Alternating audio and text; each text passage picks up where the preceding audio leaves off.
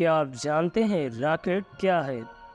जब भी हम रॉकेट शब्द सुनते हैं तो हमारे दिमाग में एक ऐसे व्हीकल की इमेज बनती है जो पतला, लंबा और गोल होता है। हम रॉकेट को केवल अंतरिक्ष में जाने के लिए बना व्हीकल ही मानते हैं, लेकिन क्या आप जानते हैं रॉकेट का मतलब एक इंजन भी हो सकता है या कोई ऐसा व्हीकल जो इस रॉकेट इंजन का इस्तेमाल करता है। यह रॉकेट इंजन व्हीकल को आसमान में धकेलने का काम करता है। आज की वीडियो में जानेंगे रॉकेट क्या होता है और यह कैसे उड़ता है और रॉकेट के बारे में पूरी जानकारी।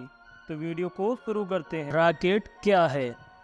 रॉकेट एक अंतरिक्ष वाहन या एक विशेष इंजन है जो वाहन को हवा में आगे बढ़ाने का काम करता है।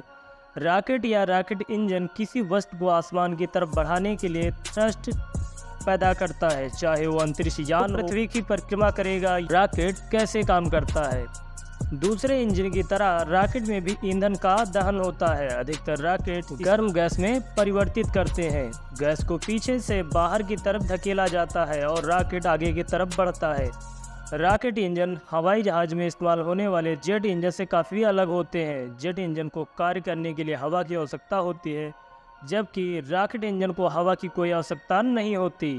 रॉकेट इंजन अपने साथ खुद के कार्य के लिए आवश्यक हर सामान को लेकर चलते हैं। रॉकेट के साथ ऑक्सीकारक पदार्थ होते हैं जो ईंधन को जलाने के लिए ऑक्सीजन का काम करते हैं। रॉकेट में इस्तेमाल होने वाले ईंधन और ऑक्सीकारक जिन्हें प्रोपेलेंट्स कहा जाता है, ठोस या सॉलिड, तरल, लिक्विड अवस्था में हो सकते हैं।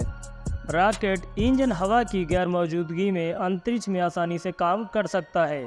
अब आप सोच रहे होंगे कि आखिर बिना हवा के रॉकेट इंजन कैसे उड़ लेते हैं, तो चलिए समझते हैं रॉकेट कैसे उड़ता है।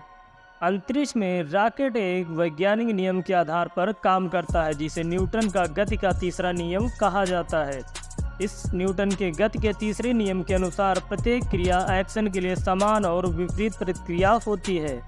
रॉकेट इंजन गर्म गैस को बाहर की तरफ धकेलता है जिससे गैस का तेजी के साथ निकास होता है और यह निकास रॉकेट को खुद की विपरीत दिशा में धकेलता है। रॉकेट गैस के निकास को पीछे की तरफ धकेलता जाता है। गैस का निकास रॉकेट को ऊपर की तरफ बढ़ाता जाता है। रॉकेट लॉन्च के दो चरण होते हैं। अंतरिक्ष के लिए बने बड़े रॉकेट कम से कम 2 चरणों में कार्य करते हैं। प्रत्येक चरण के लिए अलग अलग इंजन हो सकते हैं जिनकी संख्या भिन्न हो सकती है। जैसे स्पेस एक्स में फैल्कन 9 रॉकेट में पहले चरण में 9 इंजन शामिल है।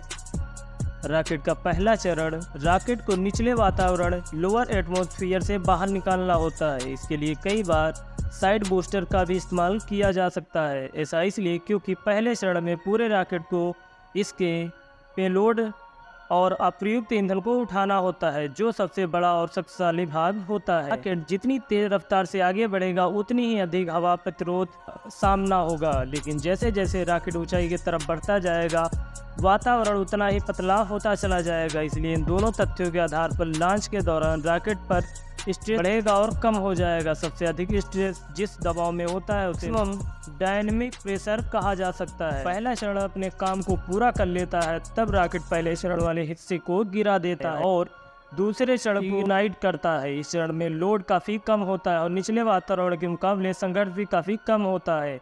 इस बिंदु पर रॉकेट अपनी नोक पर लगी पॉइंटेड कैप को खुद से अलग कर देता है, जो पहले चरण के दौरान रॉकेट के पेलोड की रक्षा करता है। रॉकेट से अलग होने वाले पार्ट्स कहाँ गिरते हैं? आसित समय में रॉकेट से अलग होने वाले हिस्सों को धरती की तरफ वापस गिरने के लिए छोड़ दिया जाता था और वे वातावरण में जलकर नष्ट हो जाते थे। लेकिन 1980 के दशक की शुरुआत में नासा के अंतरिक्ष यान इंजीनियरों ने रॉकेट के ऐसे पार्ट्स बनाए जिन्हें पुनः प्राप्त कर उपयोग किया जा सकता है।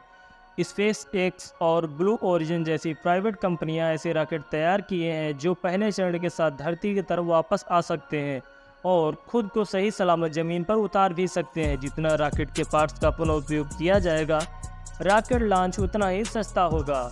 रॉकेट कितने प्रकार के होते हैं? रॉकेट इंजन में इस्तेमाल होने वाले ईंधन के आधार पर रॉकेट को मुख्य तौर पर 2 भागों में वर्गीकृत किया गया है। नंबर 1 तरल ईंधन रॉकेट, नंबर 2 ठोस ईंधन रॉकेट। आधुनिक रॉकेट के इंजनों में तरल ईंधन का इस्तेमाल किया जैसे स्पेस शटल ऑर्बिट्स का मुख्य इंजन और रशियन सोयूज़ रॉकेट, इनमें लिक्विड प्रोपेलेंट्स का इस्तेमाल किया जाता है। ठोस ईंधन अंतरिक्ष यान के साइडों में 2 सफ़ेद रंग के सॉलिड बूस्टर लगे होते हैं। इनमें सॉलिड प्रोपेलेंट्स का इस्तेमाल किया जाता है और आतिशबाजी के लिए रॉकेट और मॉडर्न रॉकेट में भी इस ईंधन का इस्तेमाल किया जाता है। रॉकेट को कहां से लॉन्च किया जाता है? दुनिया में बहुत सारे लॉन्च साइट्स हैं जिनकी अलग अलग खूबियां और खामियां हैं। सामान्य तौर पर एक लॉन्च साइट जितना भूमध्य रेखा के करीब होगा वह उतना ही कुशल होगा। ऐसा इसलिए क्योंकि भूमध्य रेखा पृथ्वी के ध्रुवों की बजाय अधिक तेजी से गति करती है। उच्च अक्षांश पर लॉन्च साइट सैटेलाइट को उन कक्षाओं में आसानी से स्थापित कर सकते हैं जो ध्रुव के ऊपर से गुजरते हैं। इसका उपयोग क्या है? अंतरिक्ष उड़ान के लिए रॉकेट की एग्जॉस्ट वेलोसिटी बहुत अधिक होने की वजह से 9000 से 16000 किमी/आवर्स इनका इस्तेमाल वहाँ किया जाता है जहाँ अधिक स्पीड की आवश्यकता होती है, जैसे कक्षीय गति ऑर्बिटल स्पीड प्राप्त करने के लिए जो लगभग 28000 किमी होती है। अंतरिक्ष यान या कृत्रिम सैटेलाइट को कक्षा ऑर्बिट में या इससे पार स्थापित करने का रॉकेट ही एकमात्र जरिया है। इनका इस्तेमाल तब भी किया जाता है जब कक्षा बदलने के लिए या पृथ्वी पर वापस उतरने के लिए अंतरिक्ष यान को तुरंत करना होता है। पैराशूट की हार्ड लैंडिंग को जमीन छूने से पहले सॉफ्ट लैंडिंग में बदलने के लिए भी रॉकेट का इस्तेमाल किया जाता है। विज्ञान और अनुसंधान के लिए, सैन्य कार्यों के लिए, खेल और मनोरंजन के लिए जानेंगे रॉकेट का आविष्कार कब हुआ था। सबसे पहली बार रॉकेट का इस्तेमाल सन 1200 ईस्वी में चीन में किया गया था। ये ठोस सॉलिड रॉकेट थे जिनका इस्तेमाल आतिशबाजी के लिए किया गया था। सेना ने भी युद्ध में इनका इस्तेमाल किया। अगले 700 वर्षों में लोगों ने बड़े बड़े और बेहतरीन रॉकेट बनाए। इनका इस्तेमाल भी युद्ध के दौरान हथियार के रूप में किया गया। सन 1969 में अमेरिका ने सैटर्न V रॉकेट का इस्तेमाल करते हुए पहली बार इंसान को चांद पर उतारा।